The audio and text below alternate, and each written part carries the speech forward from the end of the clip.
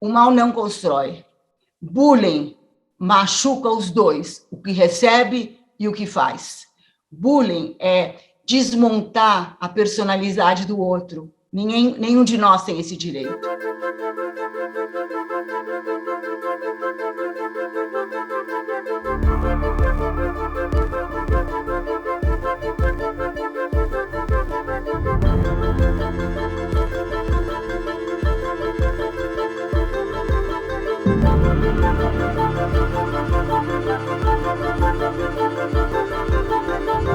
A família do meu pai, a família Mindlin, é de origem ucraniana. Meu pai, com mais 2 irmãos e os pais dele, vieram de Odessa. Essa é a família do meu pai. A família da minha mãe veio do que é hoje a Moldávia. Vieram de pequenas vilas, Sekuron e Edenitz, 2 pequenas vilas na região. Eu saí da federação faz 20 anos. Quando eu terminei minhas 2 gestões, eu fiquei lá 18 anos, eu acho.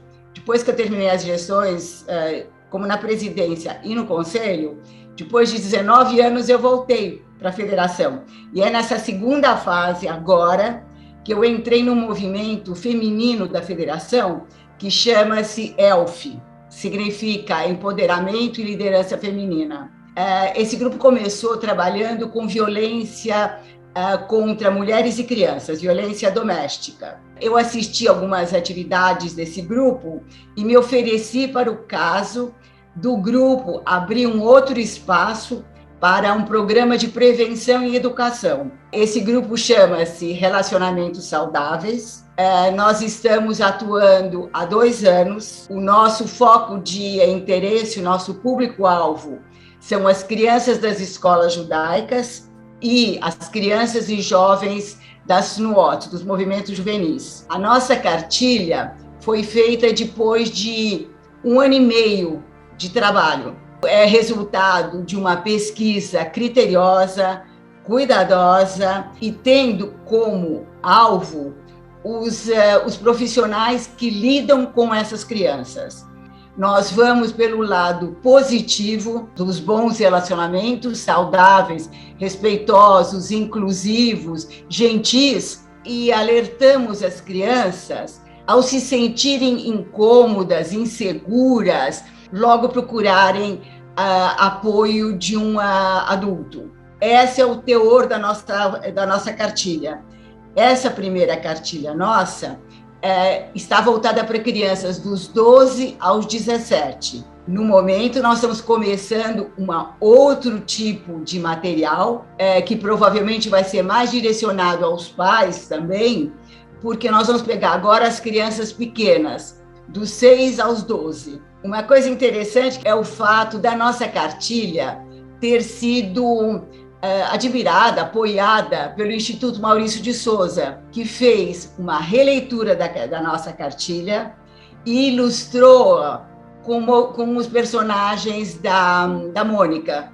Esta versão nova do Maurício de Souza foi para o Brasil inteiro. A gente fez uma abertura de conversa gentil e delicada com o pessoal da área de educação e dos movimentos e as crianças, né? O Maurício de Souza já deu aquele olhar, aquela firmeza do profissional. O que eu penso é que a gente deve preparar as crianças para enfrentar um mundo novo, diferente daquele que nós tivemos que enfrentar. Hoje, imagino que é mais importante fortalecer a formação das crianças, esclarecendo a eles o que representa cada indivíduo dentro da sociedade.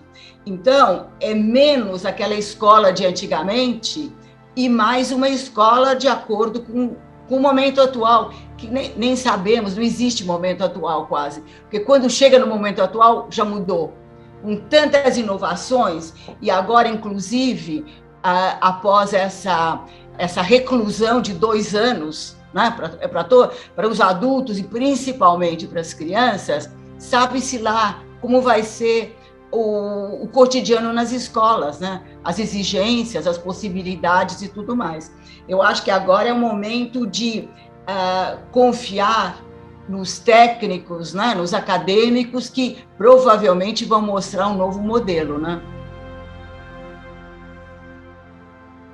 Eu vi os meus netos, nas 2 escolas particulares em que estavam, tiveram um acompanhamento muito bom da escola, conseguiram se manter adequadamente ligados socialmente aos colegas e aos professores, tinham muita vontade de voltar para a escola, sem dúvida, mas uma das minhas netas, por exemplo, me disse, uma que já estava, vamos dizer, quase no fim do ensino médio, né, o 2º nível, o tipo colegial, né?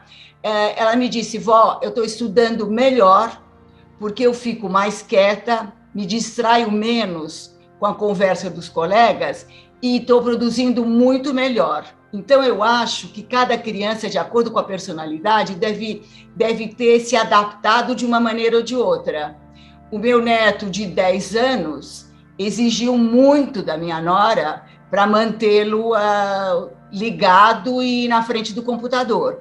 Foi muito mais difícil. Então, eu acredito que vai depender do modelo da casa, se os pais estavam trabalhando ou não, se estavam mais disponíveis ou não.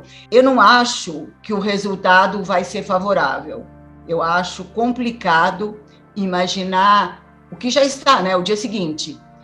Eu acho que não deve estar sendo fácil para os professores. Mas essa não é a única crise que a gente passou e não será a última. Então, a adaptabilidade das crianças é uma outra capacitação que os pais devem ensinar, e as escolas também. De acordo com as circunstâncias, a gente reage de uma maneira ou de outra, né? Adaptação é mais um mecanismo que todos nós, crianças e jovens e adultos, tem que aprender, né? O ELF é resultado de uma postura nova de um grupo de mulheres, na verdade, eu acho que de todas as mulheres, mas nesse nosso grupo ele ficou mais patente entre as moças, as mulheres, a partir dos 30 até os 50, talvez 60, mulheres extremamente capacitadas, com expertise em vários assuntos e frustradas na sua vontade de participar de conselhos, de diretorias, de chegar no espaço que elas acham que lhes convém, porque elas têm capacidade e não encontram esse espaço liberado. Então, esse grupo começou com essa vontade de assumir novos espaços, não por benevolência ou por boa vontade, não por isso. Elas querem concorrer a esses lugares de liderança baseada no conhecimento. Elas querem assumir o que lhes é devido, o que lhes é de direito. Dentro do ELF tem um grupo muito significativo de mulheres que estão nessa onda. Também nós entramos, vamos dizer, há 4 anos atrás, num programa de acolhimento de mulheres vítimas de violência doméstica contra elas e seus filhos.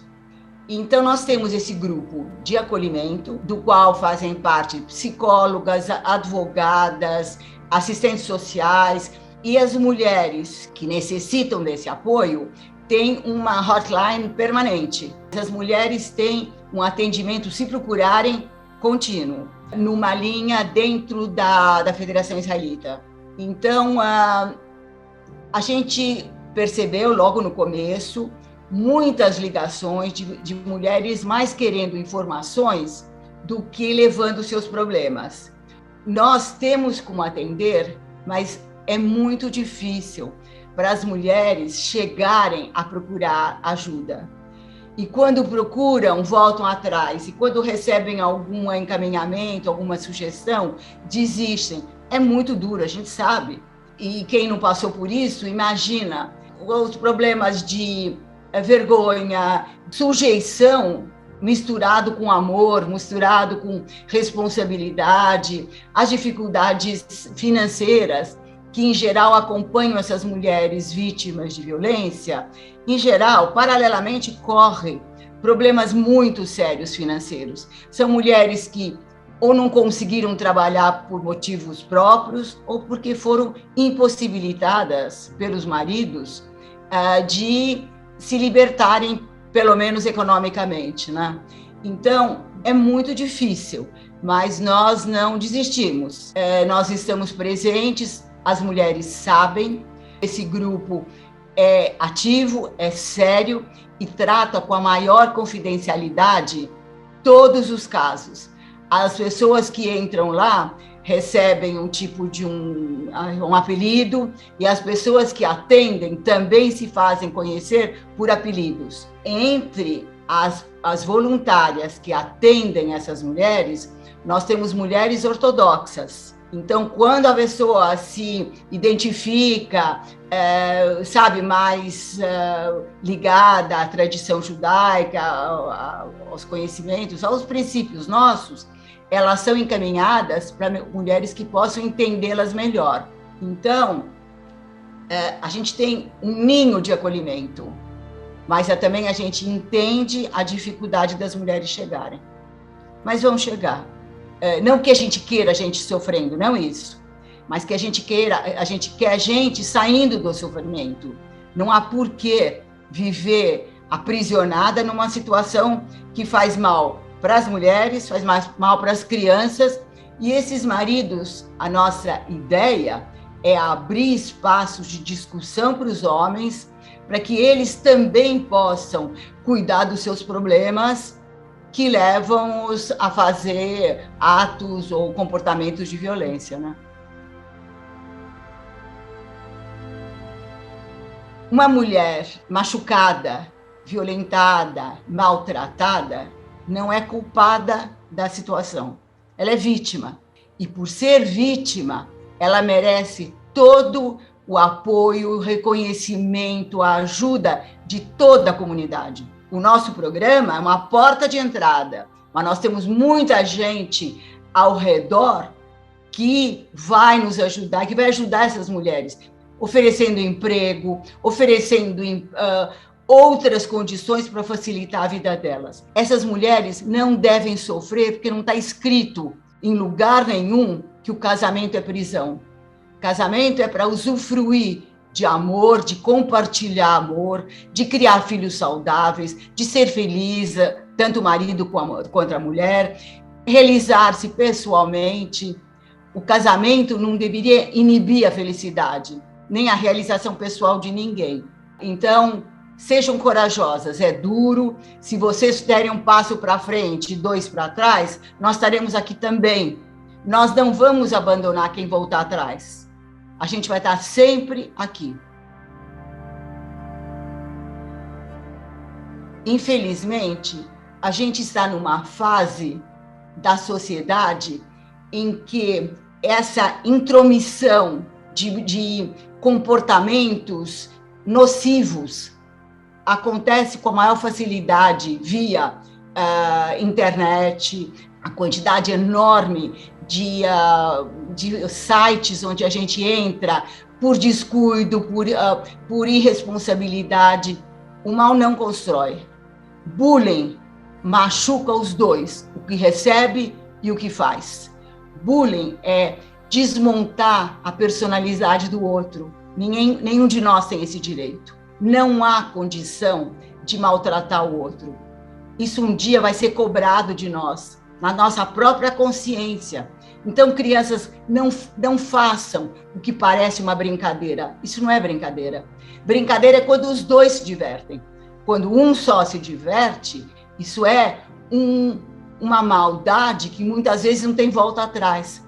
Deus me livre mencionar isso, mas a gente sabe de casos de crianças que chegam ao suicídio, porque não aguentam a pressão dos seus iguais. Dos seus iguais, não. Dos seus desiguais, de gente que não tem amor pelo indivíduo, pelo ser humano, pelo outro igual a você. Pode ser teu irmão, pode ser tua irmã. As crianças têm que ser informadas da seriedade que o bullying representa na vida de qualquer criança. Os professores têm que estar, a meu ver, de orelha em pé, acordados. Não adianta só dar aula. Tem que entrar na intimidade das crianças. Na intimidade, estou dizendo, ver mais do que a lição de casa ou do que o resultado das contas de matemática. Essa criança está feliz, essa criança brinca no recreio, essa criança tem amigos, essa criança não veio para a escola com os olhos marejados. Ser professor hoje em dia exige muito mais. Aliás, exige o que os nossos professores lá de antigamente, os meus, quando eu era pequena, os nossos professores eram carinhosos, cuidavam, daí entrou numa fase mais de distanciamento, me parece. Mas hoje, o professor é um substituto até da função do pai. Muitos pais e mães trabalham, não veem a criança durante tanto tempo como se costumava. Então, hoje a criança fica muito sozinha, livre na frente da tela da TV. Então, os professores têm uma função maior do que a de ensinar, é de descobrir onde estão as dores dos seus alunos. E a gente eu peço assim, eu sou mãe de aluno, não sou mais, mas eu sou avó e bisavó de alunos. Eu encarecidamente peço aos professores, cuidem dos meus netos, cuide dos meus filhos, dos meus bisnetos, porque meus filhos muitas vezes estão trabalhando e não enxergam. Então, a gente tem que formar um círculo de proteção. Uma comunidade é um enorme abraço, todos responsáveis por todos. Todos nós temos que abrir os braços e acomodar toda essa população mais sensível. E não só as crianças, os idosos. Quantos idosos ficam trancafiados dentro de casa? Por que um zelador não poderia ligar? O senhor está bem? Quer que eu ajude a descer para ir no terraço, para ir na rua ou na frente, no pátio, sei lá se tem pátio? Nós somos responsáveis por todos, a gente não pode abandonar ninguém. A faixa dos que estão firmes e fortes é menor do que a faixa das crianças e dos idosos, que são gente que fica um pouco à deriva. Então, todos nós somos responsáveis por todo mundo.